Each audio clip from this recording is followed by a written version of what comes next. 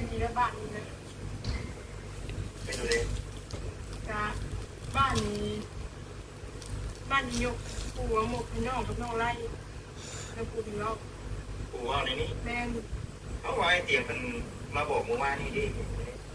เขาบ้านพี่มันบอกว่าลูกไปได้ที่ได้นี่คือทางบ้านเนาะแม่น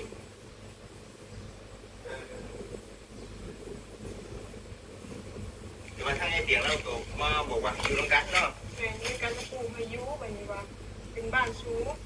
ให้น้องลูกยกง่ายของถึงน้องก็ว่าขอลูกอยู่ก้อนเพราะว่าบ้านน้องกับบ้านน้องไร่กับ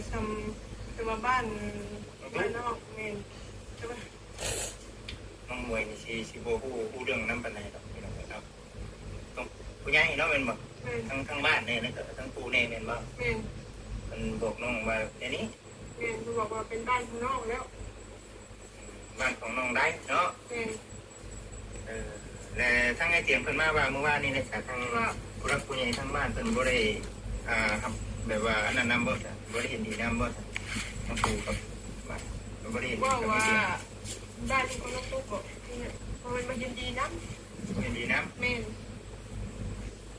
เนาะผู้จิตนั่งยิ้มอยู่พี่น้องว่าเนาะคือมาสองคนสิได้มาอยู่ร่วมกันทั้งน้องไล่ว่าได้ไหนกันทั้งไล่ก็ว่าบ้านนี้ก็เป็นบ้านข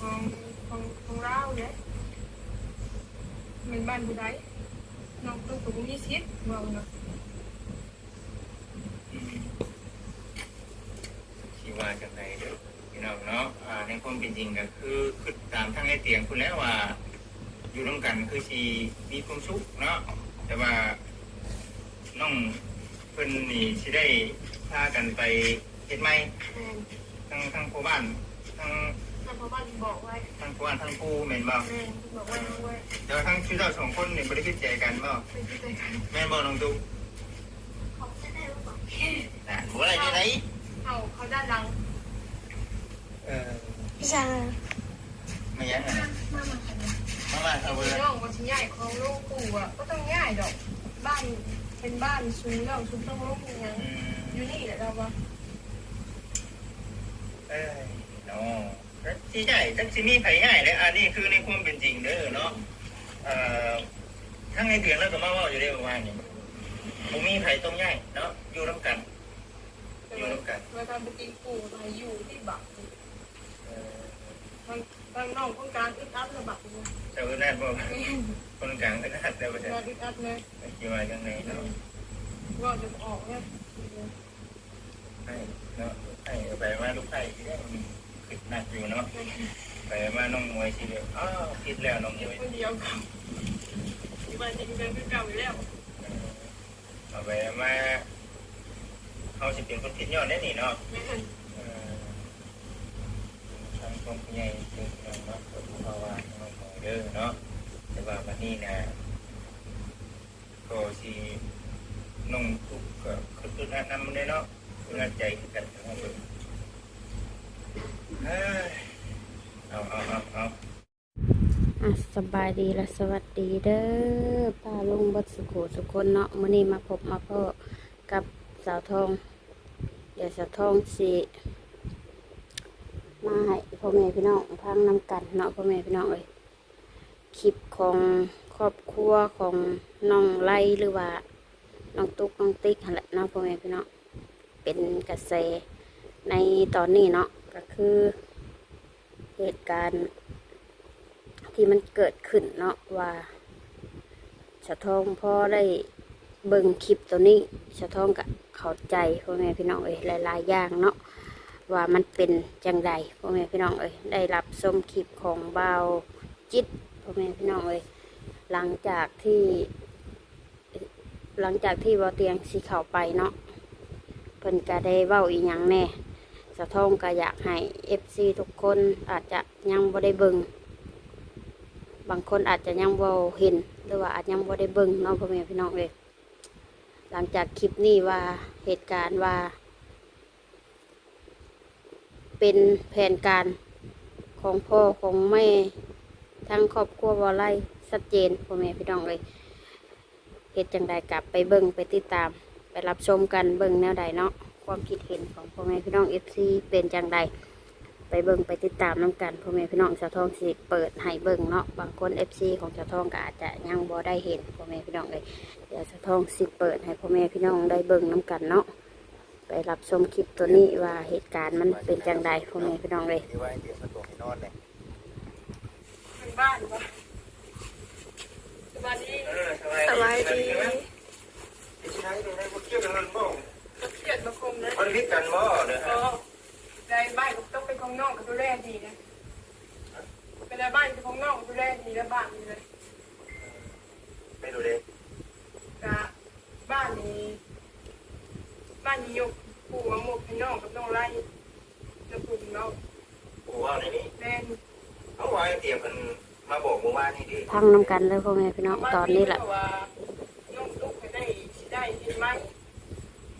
หมู่บ้าน แม่น นี่คือทางบ้านเนาะ แม่น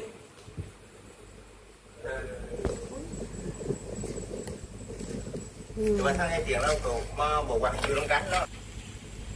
เดี๋ยวพี่ช้าง ขนาดน้องให้ลูกกันได้ มาก็หาทุกคนสับไปตรงเลยอาบน้ำเนาะ แม่พวกมอช่างนะ คนกูทำไมไล่เนาะ สาวทองใจเบิ่งบอลเด็ดๆเลย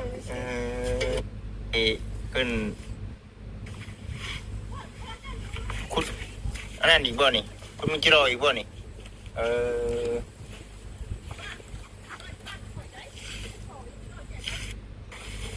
เอาต่อเพิ่นขึ้นไปหาน้องมวยเลย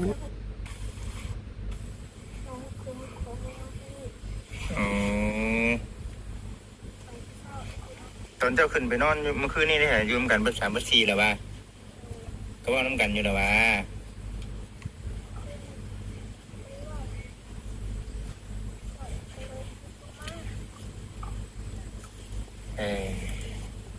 เหมือนเขาคิด ก็เลยเห็นว่า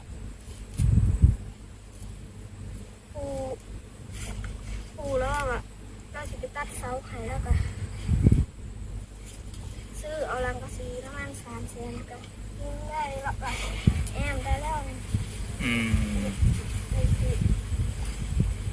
สิบ้างเอาไปแอม ตัวนี้บริจิตจากชีวาอย่างไรพี่น้องบริจิตยิ้มน้ำได้เมื่อคืนเห็นในเตียงเป็นโบเนาะแต่บริเกี่ยวก็ไม่เตียงหรอว่าเราสามาบอกมาบาได้นี่เนาะเห็นบ่ไม่ต้องคิดไปเองบ่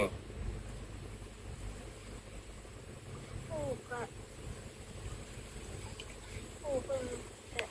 ลงมาล่างนอกอ่ะเป็นยังคือกูอยู่เอื้อนหลังไง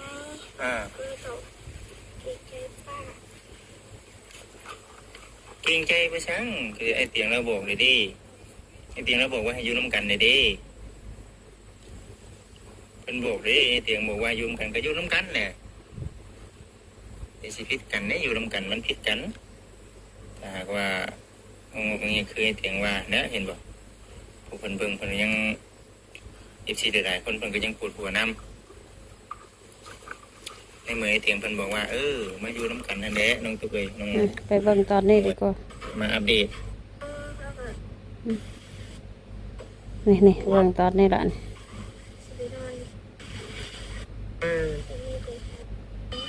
น้องอย่าลงมาอยู่เองไปดิเอาลูกปั้นไปกันไปใช้ละนะ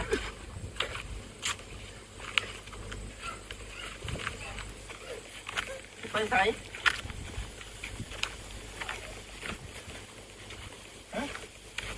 ไปใช้แอล เหมือน แอลบอกคิดว่าน้ำปั้นนี่เอาน้องมวยให้ลูก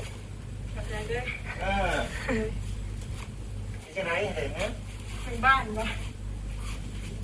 สบายดี สบายดี ที่ไหนเป็นไงพวกเที่ยวกันบ้าง ก็เครียดมาคมเลย มันพิษกันบ่เนี่ย ก็ในบ้านก็ต้องเป็นของนอกกับดูแลดีนะเป็นในบ้านเป็นของนอกกับดูแลดีแล้วบ้านนี่เลย ไม่ดูเลย กะบ้านนี้ยกปู่เอาหมกให้น้องกับน้องไล่จะปลูกน้อง ปู่ว่าในนี้ แม่น เขาว่าไอ้เตียงมันมาบอกเมื่อวานนี่ดิ พอบ้านวีเพิ่นก็ว่าน้องตุ๊กให้ได้สิได้เห็นไหม เพราะบ้าน แม่น อันนี้คือทางบ้านเนาะ แม่น แ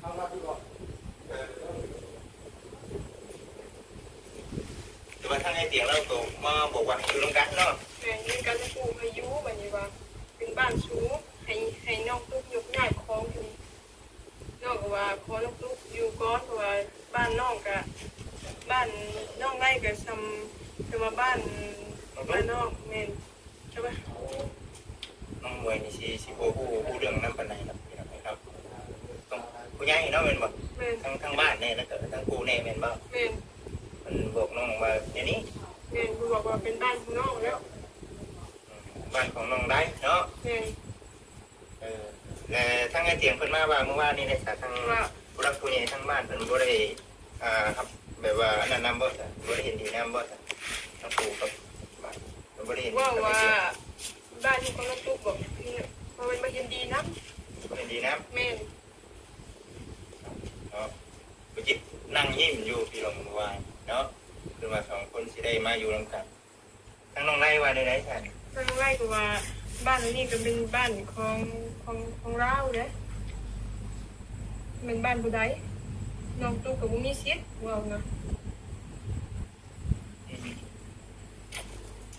คิดว่าจังไดเด้อพี่น้องเนาะในความเป็นจริงก็คือตามทางไอ้เตียงคุณแล้วว่าอยู่ร่วมกันคือสิมีความสุขเนาะแต่ว่าน้องเพิ่นนี่สิได้พากันไปเฮ็ดใหม่ แม่น ทั้งพ่อบ้านทั้ง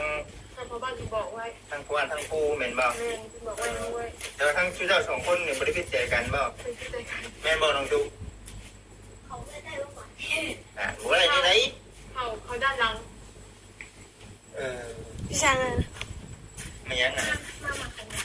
มา ไอ้ เอาเว้ พี่ ย น้องมาชิ้นใหญ่ของลูกปู่อ่ะก็ต้องง่ายดอกบ้านเป็นบ้านสูงแล้วสุดต้องลงยัง อยู่นี่เราว่า เนาะสิใหญ่จังสิมีไผใหญ่เด้ออันนี้คือในความเป็นจริงเด้อเนาะทั้งในเตียงแล้วก็มาเว้าอยู่ได้ประมาณนี้บ่มีไผต้องใหญ่เนาะอยู่ร่วมกัน แต่ว่าทำเป็นจริงปู่มาอยู่ที่บักทางน้องคนกลางอึดอัดระบาดเนี่ย เจ้าอึดอัดบ่ ไม่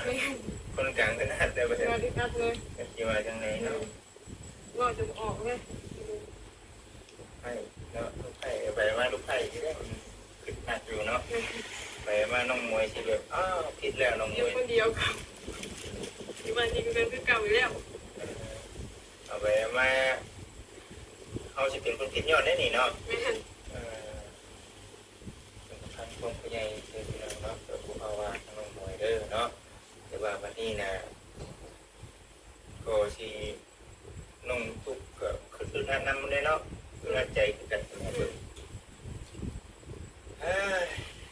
เอามีแต่ทั้งเบิ่งเสียเนาะคือว่ามันสิจบเลยน้องเนาะ จบแล้วมันเป็นหาแล้วนี่ คือว่าสิจบแล้วเหรอมันเป็นในนี่ก็บ่จริงก็บ่อยากนำได้เนาะ แรกน้องชิ้นใหญ่ก็เลยน้องให้น้องตุ๊กอยู่ สู้น้องปู่ว่าโตลงมาได้โตหาบ้านโตแล้วบ้านมีว่าแล้วก็ลงมาได้ เรียกว่าสิพากันใหญ่บ่ใช่จ้ะ ใหญ่อยู่เพื่อนลุงตัวเป็นบ้านนอกแต่ว่าก็บ้านของไร่กับมีย่างกับเราไม่ให้ตัวเต็งว่าทางปู่ว่าไม่ให้เขาย้ายไปใช้เขาอยู่นี้บ้านนี้ค่ะเราก็อึดอัดใจงั้นน้องต้องได้ออกบ้านต่างหากอีกแบบนี้ ในความเป็นจริงเนี่ยคือเป็นให้อยู่นำกันเนาะแต่ว่าทางบ้านทางปู่ แม่ บอกว่าอยู่นำกันบ่ได้ ยืมกันมาได้ เนาะอันนี้ก็ได้น้องตุ๊กก็ไปเนาะ พี่แต่ให้ทั้งลูกมันตัดเสาเหรอเนี่ยจะเพื่อนใหม่ให้น้องก็ช่วยยังไม่ได้เนี่ยน้องคนกลางอยู่หรอก ก็ยังบ่ได้อยู่แล้วว่าสิให้ว่าเจ้าของสิไปเพิ่นก็บ่ให้ไป เพื่อนใหม่ไปแต่อยู่นี่ เจ้าของอยากพาเพิ่นไปหาเพิ่นบ่ให้ไปเนาะ แม่ น้องตุ๊ก บ่จักคุมว่ามันยากช้าเลยก็สิออกลุงไปอยู่เองเนาะส่วนลูกไผ่เลยพี่น้องอันนี้คือในความคิดของทางลูกไผ่เนาะน้องต้องใช้ว่าน้องแบบว่านี่ยังคือหมอบมาน้องบ้านนี่น้องดูแลแต่ว่าน้องผู้ชายพอนี่เลยแบบว่าเป็นเฮ็ดบ้านสะอาดสะอาดนะจะเป็นเห็นที่ไหนตัวนี้สักว่านี่เนาะตัวนี้ก็ได้ก็ดีเนาะอันน่ะเบิ่งเพื่อนเบิ่งชานให้มันสะอาดก็ดีเนาะทั้งที่ดีก็คือว่าเนี่ยคืออะไรตัวนี้บ่จิตยังคิดน่ะตกใจนำอยู่ตัวนี้เนาะตั้งสติบ่ทันคือกันพวกนี้ก็ได้ น้อ คิ ง ดว่า ที่ประธานก็ว่าเป็นแบบนี้ แม่นเห็นบ่ให้เตียงเพิ่นว่าเมื่อวานนี้ครับว่าน้องบ้านน้องตุ๊กมันเริ่มมาปู่ขึ้นมาที่นี่ว่าร้านถอยว่าให้ตุ๊กเก็บของเอาเจ้าหอมอยู่บ่ได้อะว่าไม่เอาย่าเอานี่แล้วว่าว่าน้องจะงงโดย ใจว่าจะ ตกใจ เนาะเนาะอันนี้ก็ได้แต่ใดก็ให้ฮักเพลงกันนั่นแหละเนาะอันนี้เด้อในเรื่องลูกไผ่ลูกไผ่ใหญ่ลูกไผ่น้อยฮักเพลงกันนั่นแหละอะไรก็ได้ส่วนน้องลูกนี่ยังบ่แล้วเนาะได้ลงไปนอนคือเก่าคนได้นอนเมื่อไรเมื่อคืน มัน นี้ ให้จะปลูกเลย เมื่อคืนนี้มัน ห น วา อน น ดี นี่ กระเพาะ ก็ยังลงไปเมื่อเช้านี้ มันอยู่น้ำนั่นแหละเสียงอ่ะมันดีน้ำหวานนี่แหละ คาใจได้แบบนี้ เออ ไอ้คนจริงเบิดไผ่กับไผ่ นี่แหละ คนผิดกัน มัน มัน ให้ ไปที่กันว่าให้น้องตุ๊กน้องฮิวต่อ มันบอกพี่ตู้มันคือว่าพี่ตู้บอกเจ้า ไอ้คนจริงเนี่ยจะอยู่น้ำกันนี่ก็ได้เป็นประจันนะ ได้อยู่แล้วเป็นว่าปู่ไปอยู่นี่เลิกแต่ปู่มาแล้ว เออเนาะตัวนี้ก็ได้ตัวนี้ก็บุจิตบุจักน้ำเด้เนาะตัวนี้เด้อพี่น้องเนาะเพราะว่าที่ผ่านมาก็โลทั้งคำตอบไอเตียงมาเสมออยู่แล้วนะพี่น้องเลยเนาะบุจิตเองก็โลคำตัดสินใจจากทั้งไอเตียงเป็นนั่นนี่เนาะในเมื่อไอเตียงเพิ่นมาโบกแบบนี้แล้วแต่ว่ามันมีการเปลี่ยนแปลงแบบนี้อันนี้บุจิตบุจักคนสิเก้ไขปัญหาน้ำตัวนี้เนาะ ตอนเตียงกับบ่เต็มกับบ่เพิ่นกับบ่อยากมาเว้าได้มันนี่มันจบดิ เราโบกเลยดิเราโบกไอเตียงเราโบกเรียบร้อยเลยสิเก้ไขได้เลยแบบนี้เนาะ มันเปลี่ยนแปลงมาเป็นนี่นะ คือไอเตียงเนาะให้ให้มันถูกต้องกันเนาะตัวนี้นะมีเงินมีคำจะออกไปเนาะให้ออกตามเต้เนาะแต่ว่าอยู่ในช่วงตอนนี้เนี่ยมันยังมันอ่อนอยู่นะไอเตียงหากันมาโบกมือวานนี้เนาะแต่วันตอนเช้าบัดพากันออกไปจังหน่อยก็ให้มันได้จักปีนึง2 ปีเขาหาเงินหาคำได้แล้วป้านี่เป็นต้องของเฮาก่อนเด้อนี่สิใครอยู่ได้ล่ะเนาะ เพิ่นนึกว่าเพิ่นว่าสิตัดไม้ได้เฮ็ดเสาอยู่ ตัวนี้บ่จิตบ่จักนับตัวนี้เนาะ ก็ได้พอบ้านมันมาบอกว่ามีการเปลี่ยนแปลงใหม่เลยบ้านหลังนี้ให้ทุกหมอกพอบ้านเว้าให้ไล่กับเมียอยู่เว้า ประมาณบอกเด้อพี่น้องเด้อนี่เด้อเนาะน้องฮู้กัน ไอเตียงฮู้ได้ซะนี่ เพิ่นฮู้แล้ว ไอเตียงฮู้แล้วว่าลงทุนออกไปนี่ ฮู้แล้ว เนาะฮู้ได้แต่เราบ่ได้มาเรามาได้บ่เช้านี้ มา เช้านี้ เลย เช้านี้เรามาเนี่ย มา เรามาถ่ายคลิปบ่ ไม่มากเพิ่นแบบว่าว่าตามกฎหมายเพิ่นก็แบบว่าตามกฎหมายบ้านหลังนี้เนี่ยเป็นของน้องไร่คนเดียว โอ้ยยังเอาพี่น้องเด้อตัวนี้โอ้ยเนาะ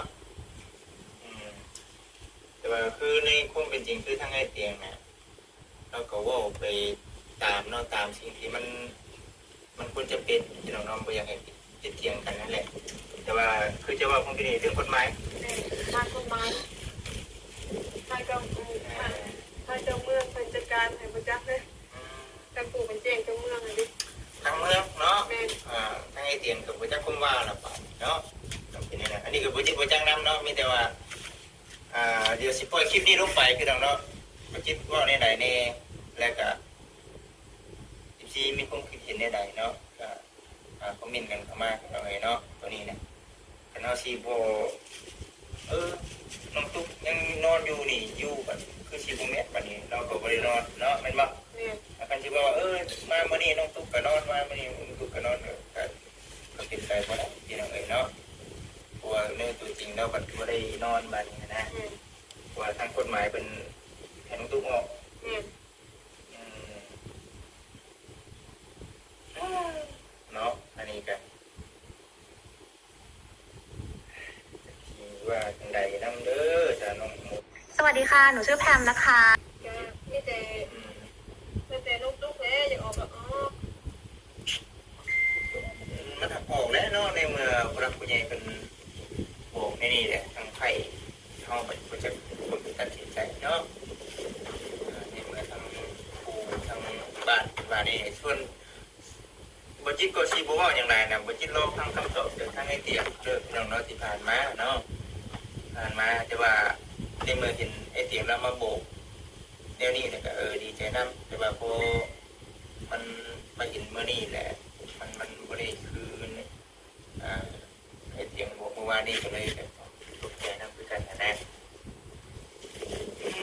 เนาะแสดงว่ายังอุกใจอยู่เนาะ แม่น คือว่าคือสองครอบครัวก็สิอยู่ร่วมกันเนี่ยที่เราเคยประสานนะ ขนาดน้องพอย้ายลูกนี้ยังใหม่ย้ายก็ต้องย้ายเห็นบ่ ทั้งในบ้านมา ทั้งในบ้านทั้งเมืองใหม่ย้ายอยู่นี่แหละเห็นบ่เพราะว่าเพิ่นว่าบ้านก็ชิดของน้องไล่เป็นตัวแล้ว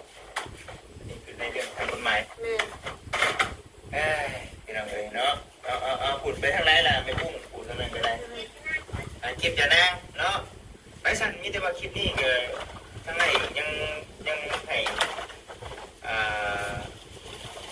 ว่าจะไหนให้คำเนาะให้คำมันทั้งสองคำสองฝ่ายยังบ่ชัดเจนยังบ่ละเอียดปานใดพี่น้องเอ๋ยเนาะเดี๋ยวตั้งรักก็ขึ้นก้อนพี่น้องเอ๋ยเนาะปรึกษาหลายผู้หลายคนแล้วก็ให้ทาง FC เป็นได้พิจารณาอีกก่อนพี่น้องเนาะไปเอามามันสิมีดราม่าเกิดขึ้นได้พี่น้องเนาะเอาไปเอามานี่ได้เนาะกาแฟเด้อพี่น้องเอ้ยบ้านนี้ก็ไปซะเนาะมีแต่ว่าอยู่แบบนี้ก่อนนั่นแหละเนาะเฮ็ดได้ซะอยู่แบบนี้ก่อนเนาะคันสิได้บัดลูกผัวเฮาลูกเมียเฮาครอบครัวเฮาได้ซะคันเฮ็ดไปมันผิดใจกัน ไม่ได้เดี๋ยวบ้านกับบ้านเจ้าของไปดูมาได้ คันไปคัดทั้งปูกับบ่ได้เขาเป็นไพ่บ้านนี้ ถ้าบ่เตียงเพิ่นว่าให้น้องใหญ่ออกจากบ้านหลังนี้ บ่ได้ยากได้อยู่น้ำกันนะ ไปใช้ อยู่น้ำกันเราว่านะ แล้วใครเพิ่นบอกเรื่องอีกน้องฮู้กัน ไอ้เถียงมาเมื่อวานนี่ก็ยินดีแม่นบ่เจ้าก็ว่ายินดีเนาะมาอยู่น้ำกันเนาะ ดียุ่งกันแล้วเพิ่นว่าปู่ว่าให้น้องตุ๊กใหญ่ออกว่าเจ็บอยู่มีเลือดสูงคือแบบว่าน้องก็ฮู้เพิ่นน้องเงินน้องก็อื่น ตั้งแต่พอเราบ่เห็นดีนำทางไอ้เถียงก็สิใจบ่เนาะหรือว่าจังไดเนาะตัวนี้ก็ได้ตอนนี้บ่จิตยังบ่ได้โทษคนนั้นโทษคนนี้เด้อพี่น้องเด้อเนาะยังไม่ได้โทษทางปูเนาะยังไม่ได้โทษทางน้องเนาะนี่เดี๋ยว แต่ ว่า FC ว่าใช่เลย อยู่ก็มีแน่แหละบ้านนี้ก็ได้เนาะไว้เตียงเราโมใหม่ให้มาอยู่ร่วมกันแล้วมันโมเมนต์คือเราว่าเด้มันบุคือทาง FC เกิดนำเด้นี่เนาะก็มีแน่สักสิมีแบบใดแน่เด้เนาะก็เราไปไปปู่คือลูกแบบเป็นของซูดีแล้วว่าบ้านเป็นไทยบอกนี่ นี่เรื่องปูเนาะปูได้บอกในนี้ แม่ มีเดิมทางเขาเบิ่งไปเนี่ยมีเดิมอะไรกันเนี่ยเพลงกันได้เลยผมบุจิบอกตอนนี้เด้อโมเมนต์ว่าน้องชัยน้องไล่น้องตุ๊กน้องมวยน้องครอบครัวแหละบุจิกับว่าสถานการณ์ตัวนี้สิ่งที่บุจิคิดออกคือว่าให้ฮักเพลงกัน น้องเนี่ยเพลงคือเก่า ให้ฮักเพลงกันชวนมันสิเป็นจังใดนี่ก็เอาให้เป็นตามเวลาและก็การตัดสินใจ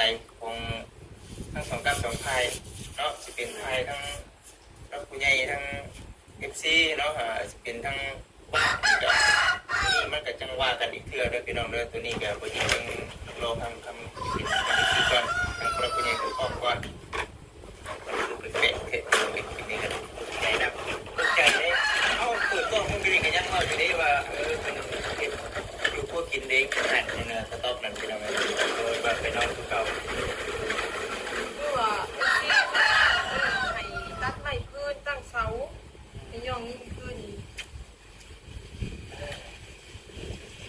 เช้าลงไว้อยู่ได้เลย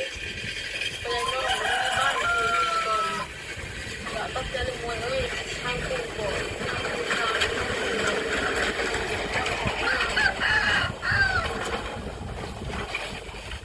ไปในบัวไหล นี่เลยมันร้อง เดี๋ยวทั้งเรื่อง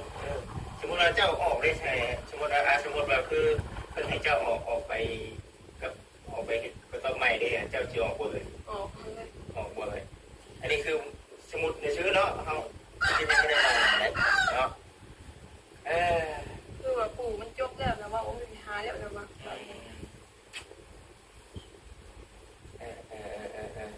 เอาจังว่ากันอีกเทื่อใช่เนาะตัวนี้เด้อน้องเด้อว่ากันอีกเทื่อหลักเลยคือแข่งขันเพ่งกันเนาะหักเพ่งกันแล้วเฮ้ยเนาะอยู่ร่วมกันพึ่งผ้าใช้กันแล้วไปเร็วก็ได้เนาะเบิ่งไปหาน้องตุ๊กอีกก่อนเด้อโอเคน้องมาสบายดีโอ้ยพี่น้องเลยบ่ฮู้ว่าคลิปนี้จิถูกหรือผิดเด้อพี่น้องเด้อบ่จิตเด้อเนาะมาพ่อแม่พี่น้องเลยได้พังน้ำกันเลยเป็นจังไรเนาะออกความคิดเห็นนะชาสะท้องพังนี่ความคิดความหยังเป็นเพราะปูล้วนๆเนาะพ่อแม่พี่น้องสะท้องได้ฟังคลิปนี่สะท้องก็เลยเข้าใจ ว่าเหตุการณ์ที่น้องตุ๊กไปปลุกกระตุกปลุกอย่างอยู่โบแมนว่าสมัครใจไปปลุกเองเป็นเพราะปูเป็นคนสั่งภาพขึ้นมาเองวางแผนเองเฮ็ดเองโบแมนว่าน้องตุ๊กสมัครใจลงไปอยู่เนาะหรือว่าเนาะไอ้น้องแบบอยู่น้ำกันบ่ได้โบแมนพังไปแล้วพังไปพังมาแมนปูพ่อแม่พี่น้องเลยสะท้องกะเข้าใจแล้ววันนี้เนาะว่าวางแผนทุกสิ่งทุกอย่างก็คือปูเนาะสะท้องพังมานี่พ่อแม่พี่น้องเลยผู้ใดบ่เข้าใจยังกะพังน้ำกันพ่อแม่พี่น้องเลยเป็นเพราะปูล้วนๆสะท้องว่าโอเคจ้ะคลิปนี้กะสะท้องกะฝากกระอันพิจารณาเบิ่งน้ำกันเนาะพ่อแม่พี่น้องสะท้องกับบริมีส่วนใดส่วนเสียงดอกแต่ว่าพังแล้วมันกะเครื่องหูอยากให้พ่อแม่พี่น้องFCได้ฟังได้หูน้ำกันพ่อแม่พี่น้องว่าเหตุการณ์มันเป็นจังใดมาจังใดเนาะขอบบุญขอบคุณพ่อแม่พี่น้องFCหลายๆเด้อเนาะที่เขามารับชมคลิปของสาวทองก็ได้พ่อแม่พี่น้องมาพังมาเบิ่งน้ำกันเนาะคลิปนี้ก็ได้ออกแสดงความคิดเห็นคือสาวทองอยู่บ่พ่อแม่พี่น้องแต่สาวทองคิดความคิดของสาวทองส่วนตัวของสาวทองนี่คือว่าปูล้วนๆพ่อแม่พี่น้องเป็นคนวางแผนทุกสิ่งทุกอย่างที่ให้น้องตุ๊กออกไปอยู่กระต๊อบเนาะบ่แม่นว่าน้องตุ๊กสมัครใจไปอยู่เองพ่อแม่พี่น้องสะท้องได้ยินน้องหมวยเว้ามาแล้วก็แบบปูเป็นพ่อปูพ่อแม่พี่น้องไปพังน้ำกันเด้อพ่อแม่พี่น้องไปแล้วเนาะคลิปนี้ก็สบายดีละสวัสดีเบิดสุขสุขคนเนาะ